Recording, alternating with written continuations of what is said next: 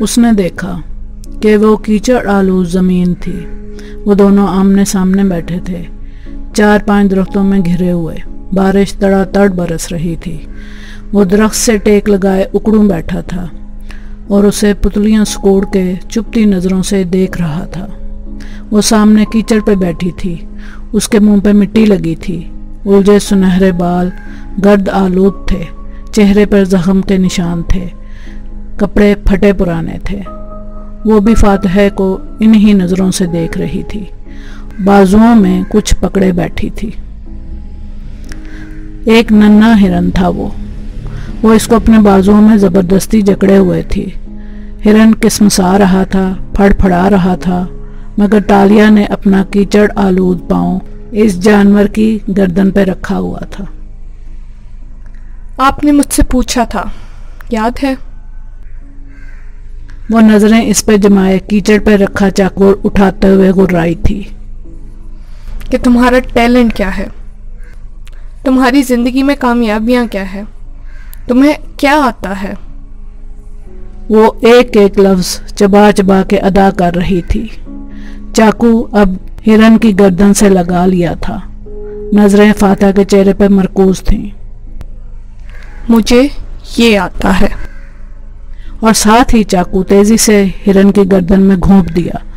मासूम जानवर चिल्लाया, तड़पा, खून के ताज़ा छींटे फातिहा के चेहरे और शर्ट पे आ गिरे। उसने आंखें बंद कर लीं और सर झटका, बोला कुछ भी नहीं। हिरन तड़प रहा था, खून बह रहा था, उसके कपड़े, जमीन सुर्ख खून से रंगीन होती जा रही थी। वो एक झटके से उठ बैठी, घबरा के इधर उधर देखा। बेडरूम तारीक था, वो अकेली थी। एसी चल रहा था और आरामदेह ठंडे माहौल में सुकून ही सुकून था, मगर इसका दिल जोर जोर से धड़क रहा था। सारा जिस्म पसीने में नहाया हुआ था, बाल तक गीले हो गए थे। वो तेजी से बिस्तर से उतरी और लैंप जलाया। जर्द रोशनी तारीक कमरे में घुल के कमरे को नीम रोशन कर गई। उसने बेख्तियार अपने हाथ देके अपने कपड़े झाड़े। कोई खून, कोई जानवर, कुछ भी तो ना था। तालिया ने सर हाथों में गिरा लिया और बेड किनारे बैठती चली गई। ऐसा पहली दफा हुआ था। ऐसे भयानक खौफजदा करने वाले ख्वाब वो पहले नहीं देखा करती थी। इसे इनसे कभी डर नहीं लगा था। फिर अब क्या हो रहा था?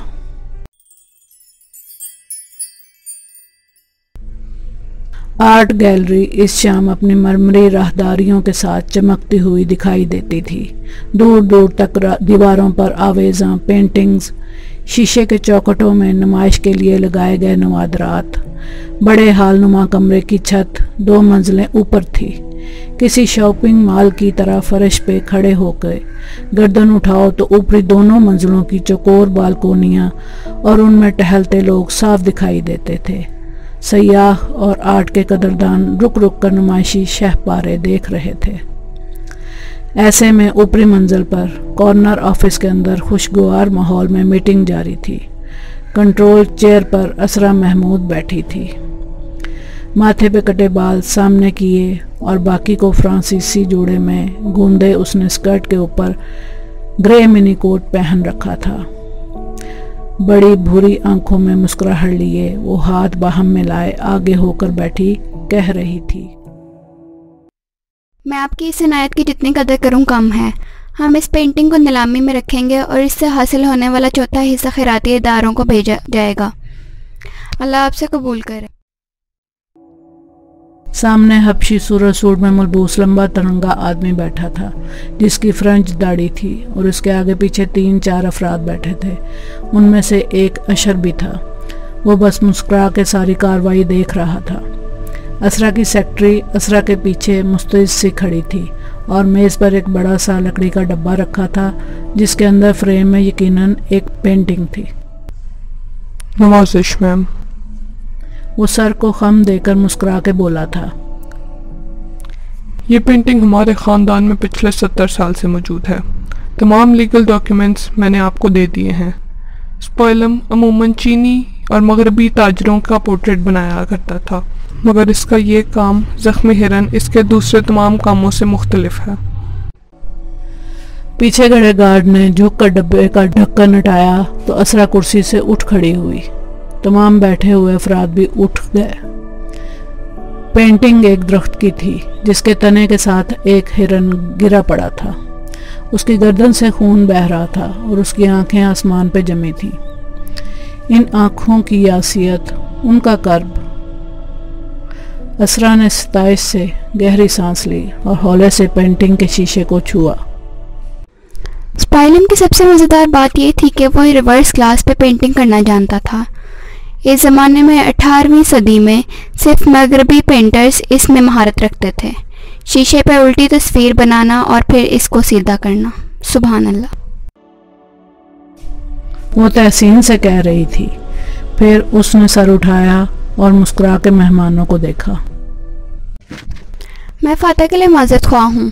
वो यकीनन ट्रैफिक में फंस गया होगा, वरना पहुँच जाता। इसने वादा किया था। फिर वो ज़रा ठहरी। अगर आप थोड़ी देर ठहर जाएं तो। मेरी शदीद ख्वाहिश थी, मगर कुछ काम ऐसे आन पड़े हैं कि मुझे जाना पड़ रहा है। मगर आप ये ना समझिएगा कि ये तोहफा किसी मतलब के लिए है। वो खफीफ सा होके बोला तो वो मुस्कुरा दी। बिल्कुल भी नहीं। अशर की मुस्कुराहट गहरी हुई। चंद मिनट बाद जब तमाम मेहमान जो आ चुके तो असरा वापस कुर्सी पर बैठी और बेनियाजी से सेक्रेटरी को इशारा किया। एक्सपर्ट्स को बुलाओ, वो आए तो मैं इस काम से फारिग हो जाऊं। जेन्युइन है तो मैं इसे रखूं, वरना इसे फेंक दूं। एहसन साहब और रज़ाक साहब बहुत इंतज़ार कर रहे हैं। और अब्दुल हलीम साहब, उनको नहीं बुलाया? नहीं, अब्दुल हलीम साहब मुल्क से बाहर हैं, सिर्फ यही दस्तयाब हैं। ठीक है, उनको बुलाओ। उस नखवत से हाथ का इशारा किया और फोन को देखने लगी। सेक्रेटरी झट से बाहर निकल गई। फाता कभी मेरा मान नहीं रख सकता। वो बेबसी भरे गुस्से से अशर से बोली तो वो नरमी से इसे तसल्ली देने लगा। काका, अच्छा हुआ कि अबंग नहीं आया, वरना शायद इनकी शान में साफ कोई से कुछ ऐसा कह देता कि हमें उनको कुछ इंटेक्स देकर बात खत्म करनी पड़ती। इसके अंदाज पर वो बेसाख्ता हंस दी। चंद मील दूर हालम के बंगले पर वो सुबह ताज़ा फूलों की खुशबू में रची बसी जलवागर हुई थी और लाउंज में दातन ने महकते गुलाब लाकर रखे थे जिन्होंने सारे घर को महका दिया था, और वो खुद ओपन किचन में खड़ी खाना बना रही थी। तालिया लाउंज के बड़े सोफे पर बैठी बाल बांधे पैर ऊपर किए रिमोट से चैनल बदले जा रही थी। तुम डिस्टर्ब हो? उसने उदासी से हुंकारा भरा। यासियस भरी नजरें स्क्रीन पर जमी थीं। चेहरा जर्द लगता था।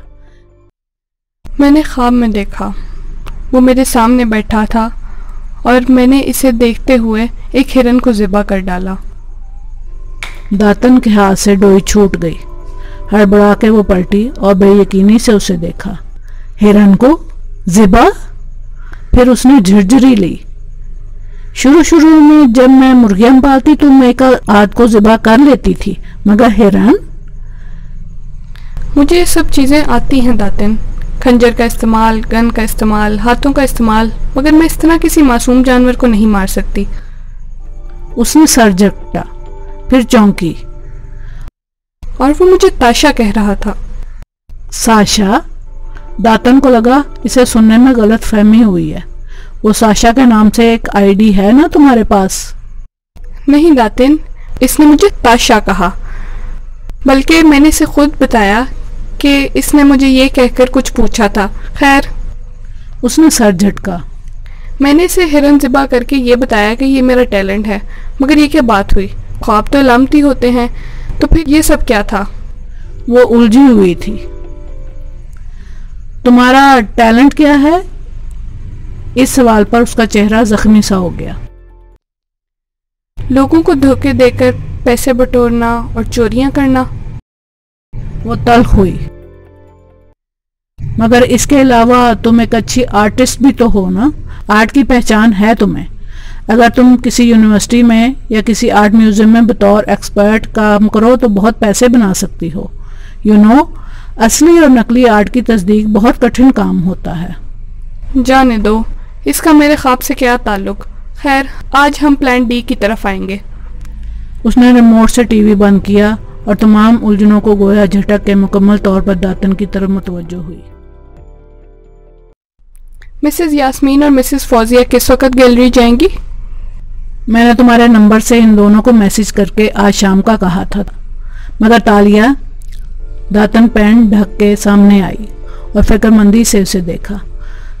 तुम उनके साथ गैलरी जाओगी तो वहां किसी को भी बता देंगी कि तुम तालिया मुराद हो। हाँ, तो वो किस तालिया मुराद को जानती हैं? अमीर कबीर, सोशलाइट और आर्ट की कदरदान तालिया को जानती हैं ना वो।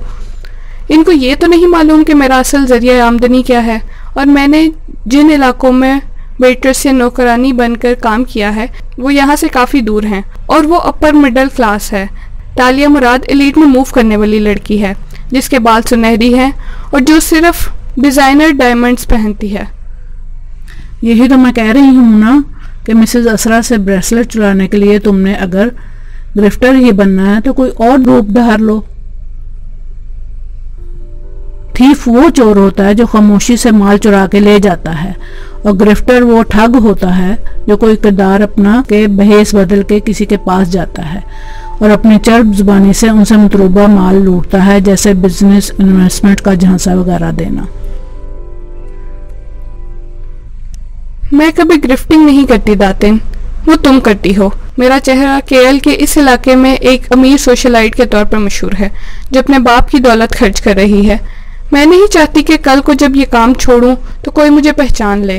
अब तक तालिया ने किसी के साथ ग्रिफ्टिंग नहीं की। मगर तुमने नौकरानी का रोल अदा करने के लिए ये नाम इस्तेमाल किया था तालिया। मुझे अच्छा लग रहा था अपने नाम के साथ वो अच्छे अलकाबात सुनना, मगर इसमें मेरा हुलिया बिल्कुल मुख्तलिफ था। अब भी मैं साशा या कुछ और बनकर नहीं जाऊंगी, मैं तालिया मुराद ही बन के जाऊंगी।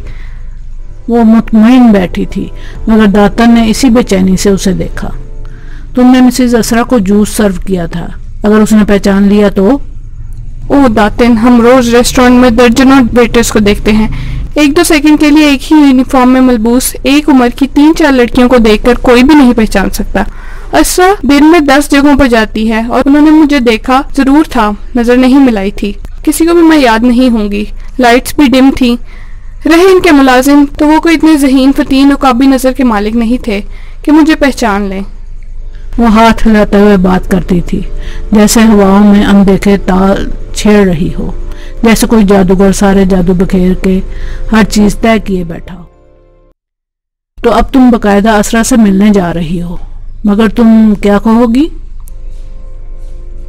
तालिया के चेहरे पे आसूदा सी मुस्कुराहट बिखर गई और वो पैर नीचे उतारती उठ खड़ी हुई।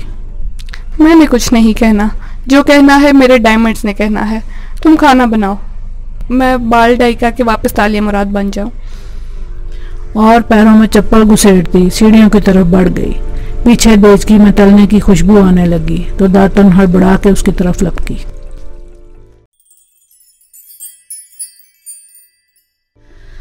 एक्सपर्ट पेंटिंग की तस्दीक करके जा चुके थे और अब असरा और अशर ऑफिस के बाहर बालकनी में खड़े थे। ये गोल बालकनी थी, दरमियान में खला था जहां से नीचे का मरमरी हाल और उसमें टहलते लोग साफ दिखाई देते थे। रंग बिरंगी लड़कियां, लड़के, बेफिक्र लोग। शुक्रिया ऐश, तुमने आज मेरे लिए इतना वक्त निकाला। वो इसकी ममनून हुई तो ऐश ने मुस्कुराते हुए उसके कंधों के गिर्द बाजू फैला लिया। मैं तुम्हारा भाई हूँ काका, कैसी बातें करती हो? शादी कर लो ऐश। वो इसके अंदाजे मोहब्बत पर मुस्कुराकर बोली। जितना तुम मजबूर कर रही हो मैं वाकई इस बारे में सोचने लगा हूँ। वो दोनों बालकनी की रेलिंग के सामने आमने सामने खड़े थे। तुम्हारी बात ने मेरा ईमान बढ़ा दिया है। असरा का चेहरा खुशी से दमकने लगा। कोई ढूंढ रखी है तो मुझे मिलवा दो, मैं निकल जाने से पहले तुम्हारी खुशी देखना चाहती हूँ। नहीं काका। उसने तासुब से सर झटका और नीचे हाल में चलते फिरते लोगों को देखने लगा। मेरे हल्का बाब में नामुकम्मल लड़कियां हैं, जो हसीन है उसमें वकार नहीं, जिसमें वकार है उसका खानदान नाला नहीं। जिसमें ये सब कुछ है वो ज़हीन नहीं। अगर अशर महमूद किसी लड़की को मुल्क की फर्स्ट लेडी बनाएगा तो इसको परफेक्ट होना चाहिए। अच्छा, मसलन इसको किस तरह परफेक्ट होना चाहिए? असरा मोहब्बत और दिलचस्पी से उसको देख के छेड़ने लगी। इसको वो आम से अंदाज में बात का आगाज करने लगा, मगर फिर ठहर गया। नजर नीचे हाल के दरवाजे से अंदर आती 3 लड़कियों पर पड़ी। उनमें से एक दो उम्रा के किसी खानदान की नुक्सुक से तैयार मामूली शक्ल की लगती थी, और तीसरी वो लम्हे भर को बिल्कुल मबहूत हो गया। इसको उसने नजरें उस पर टकाए अल्फाज जोड़ने चाहे। इसको मुनफरिद होना चाहिए। वो पैर तक आती सफ़ेद स्कर्ट और सफ़ेद ब्लाउज में मलबूस थी। जल परी का सलबाज बिल्कुल सफ़ेद, कंधों पे छोटा सा सुर्ख मिनी कोट पहन रखा था, और वो बेहद हसीन हो। उसके सीधे सुनहरी बाल थोड़ी से नीचे तक आते थे, गोरी सुर्ख रंगत, स्याह आंखें, और वो साथ वाली खातून की बात पर मुस्कुरा रही थी और गाल में डिम्पल पड़ रहा था। और काफी दौलतमंद भी हो। लड़की ने कानों में मोटे मोटे नाजुक से सुर्ख याकूत जुड़े इयररिंग्स पहन रखे थे, और यहाँ से भी वो देख सकता था कि उसकी उंगली में मोटे से सोलिटेनियर हीरे वाली अंगूठी थी। कोने पर सफेद हैंडबैग टिका हुआ था, और उसके हर अंदाज से उसके आला खानदान का पता चलता हो। रीगल से लड़की हो वो। उसके साथ वाली खवातीन खुशगपियां करती आगे बढ़ गईं, मगर वो पहली पेंटिंग के सामने खड़ी हो गई और इर्द गिर्द से बेनियाज पूरी तवज्जो से इस आर्ट को देखने लगी। और ज़हीन भी हो। वो पहली पेंटिंग के सामने से जल्द ही हट गई, अलबत्ता अगली के सामने ठहर गई। लबों पर मुस्कुराहट आई। अशर ने देखा वो आम को नजरअंदाज करके खास और कदीम के सामने रुकी थी, किसी खूबसूरत और ज़हीन हिन्नी की तरह। तुम इसको जानते हो? असरा ने उसके करीब होकर सरगोशी की तो उसने चौंक के असरा को देखा, फिर जरा खुजल हुआ। ओहो काका, मैं तो यूं ही एक बात कर रहा था। अगर वो तुम्हें पसंद आ गई है तो मुझे बता दो। वो मुस्कुराहट दबा कर बोली थी। अशर हल्के से हंस दिया, फिर दोबारा नीचे देखा। वो अभी तक उस पेंटिंग को देख रही थी। वैसे कौन है ये काका? असरा ने शाने उचका दिए। मैं तो नहीं जानती, तुम खुद पूछ लो। अशर ने दूर खड़ी सेक्रेटरी को चुटकी से इधर आने का इशारा किया। वो फौरन दौड़ी चली आई। ये लड़की कौन है? सफेद लिबास और सुर्ख मिनी कोट वाली, मालूम करके दो।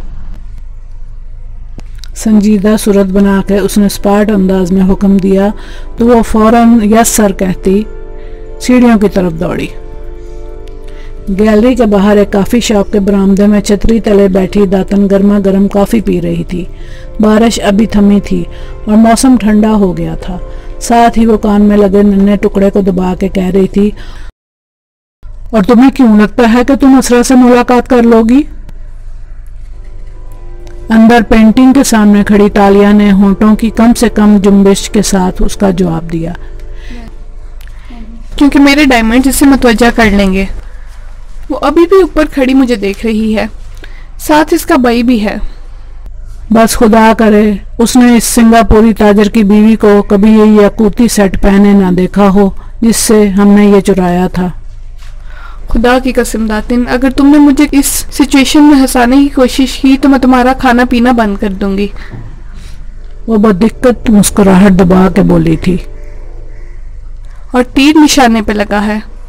असरा की सेक्रेटरी मिसेस यास्मीन के साथ खुदबुद करती नजर आ रही हैं। यकीनन मेरा ही पूछ रही होंगी, और मिसेस यास्मीन मासूम सी हैं। जो इम्प्रेशन मैंने बना रखा है इसको बढ़ा चढ़ा कर बताएंगी। वो किन अखियों से इन दोनों को देखते हुए कह रही थी। नजरें पेंटिंग पे जमी थी। पर जैसे ही उसने देखा कि यास्मीन खामोश हुई है और सेक्रेटरी सर हिला के मुड़ने को है, वो एकदम घूमी और चंद कदम चल के उनके करीब आई। सुनो, तुम यहाँ काम करती हो? संजीदगी से इसे मुखातब किया तो सेक्रेटरी ने पहले यास्मीन को देखा जो अपनी जगह खुजल हुई थी, फिर तालिया को। जी, मुझे ये पेंटिंग खरीदनी है अभी इसी वक्त। उसके अंदाज में एक शाहानापन सा था। ये तो काफी वो कीमती है और इस तरह इनको बेचा नहीं जाता, लेकिन कीमत का मसला नहीं है, मैं हर कीमत अदा करने के लिए तैयार हूँ। तालिया ने इसी शाहाना अंदाज में हाथ जला के जैसे इसके खदशे को रद्द किया था। मुतल्लिका ऑफिसर को मेरे पास भेजो, मुझे अभी चाहिए। और बेनियाजी से वापस पलटकर इसी पेंटिंग के पास जाके खड़ी हो गई। सेक्रेटरी कुछ मरूब, कुछ कंफ्यूज सी वापस ऊपर भागी। इसका नाम तालिया मुराद है। बाप मरते वक्त लंबी चौड़ी जायदाद छोड़ गया था। उसने चंद नामवर कंपनीज में इन्वेस्टमेंट कर रखी है। इन शेयर्स की खरीदो फरोख्त की मुनाफा से काफी आसूदा जिंदगी गुजार रही है। सेक्रेटरी अब इन दोनों के साथ खड़ी धीमी आवाज में बता रही थी। अशर की नजरें नीचे हाल पे जमी थीं, जहां वो इस जानब कमर किए पेंटिंग के मुताले में महफ थी। असरा सीने पे बाजू लपेटे बिना किसी तासुर के सुनती रही। ये एक सोशलाइट है, मुख्तलिफ चैरिटी इवेंट्स में भारी डोनेशन भी देती रहती है। आर्ट कलेक्टर है और मैम वो खनकारी। वो इस पेंटिंग को खरीदना चाहती है।